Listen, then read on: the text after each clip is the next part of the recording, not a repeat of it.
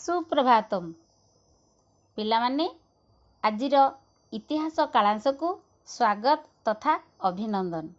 आज आमे षष्ठ श्रेणीर इतिहास बहिर द्वितीय अध्याय सर्वप्राचीन समाज विषयटी को आलोचना करिबा। पूर्व कालांश रे इतिहास कौन, इतिहास कहिले कौन बुझ, इतिहासर उपादेयता विषय रे आलोचना करा जायथिला। आज सर्वप्राचीन समाज विषयटी को आमे आलोचना करिबा। सर्वप्राचीन समाज कहिले पुरातन जुगरे मनुष्य मानकर उत्पत्ति, जीवनशैली, चालीचलन, खाद्यपेय, बासगृह संपर्क रे जानिबाकू कुहा जाए। पूर्व अध्याय रे आलोचना करा जायथिला जे बणमणिष सदृश नृ वानररू एई आदि मानवर उत्पत्ति होइथिला। ऐतिहासिक माने मत दियंती आजकू प्राय 15 लाख वर्ष तले आदि मानवर उत्पत्ति होइथिला। वर्तमान समाज रे जेउ पूर्णांग मानव देखिबाकू मिलिछि ताहा नृ वानररू क्रम विकास होई संपूर्ण मानवरे परिणत होइछि। एई जेउ चित्र देखुछ एहा मनुष्यर क्रम विकासर चित्र। आदि मानव माने सेते उन्नत नथिले। सेमानकर बुद्धि केवल खाद्य संग्रह और निजर सुरक्षा पर्यंत सीमित थिला। भोक दाउरू रक्षा पाइबा पाई जीवजंतु को मारी ताहार कंचा मांस खाउथिले। बणर फलमूल खाई जीविका निर्वाह करुथिले। कथा कहि शिखि नथिले। निजर मनर भाव को अन्य आगरे प्रकाश करिबा पाई ठार बा संकेतर व्यवहार करुथिले। निजर जीवन को सुरक्षा देबा पाई से पत्थर को व्यवहार कले। यह थिला तांकर प्रधान अस्त्र।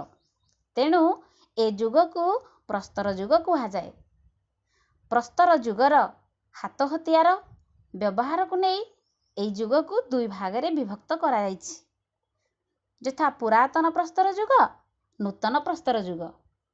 पुरातन प्रस्तर जुगरे लोकमाने खाद्य संग्रह और निरापत्ता पाई प्रस्तर को ही एकमात्र माध्यम रूपे बाछिथिले।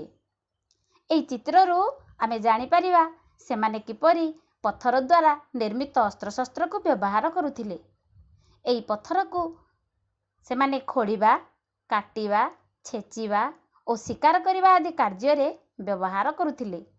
अस्त्र शस्त्र गुड़िक सुंदर बा चिकण नथिला, किंतु एई अस्त्र शस्त्र द्वारा सेमाने जीवजंतु शिकार, गछर बकल काढ़िबा, पशुमानकर छाल उतारुथिले।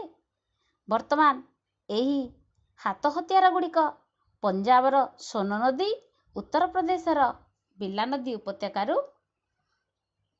पत्थरर कुराढ़ी, कांक, बर्छा आदि आविष्कृत होइछि।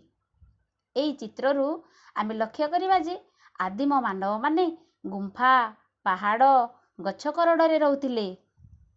शीत खरारू रक्षा पाइबा पाई शरीर को आवृत करि पारु नथिले। एई चित्ररू आमे लक्ष्य करिबा सेमाने किपरि नियार व्यवहार करुथिले।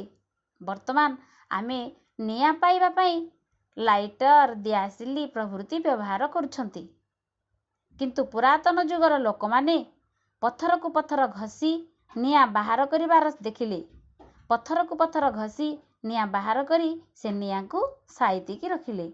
नियार व्यवहार द्वारा निजको शीत दाउरू रक्षा करि पारिले। निया द्वारा पशु मांस पोड़ी खाइले कंचा मांस ठारू पोड़ा मांसर स्वाद अधिक स्वादिष्ट बोली से अनुभव कले। एही जुगर लोकमाने पहाड़, गुंफा देहरे नाना प्रकार चित्रकला आंकुथिले। तेबे आमे जानिबाकू पाइबा सेमाने किपरि चित्र करुथिले। एही चित्र को देखि ओडिशार गुड़हांडी, विक्रमखोल, माणिकमड़ा, जोगीमठ आदि स्थान मानकरे एही चित्रकला सबू देखिबाकू मिले।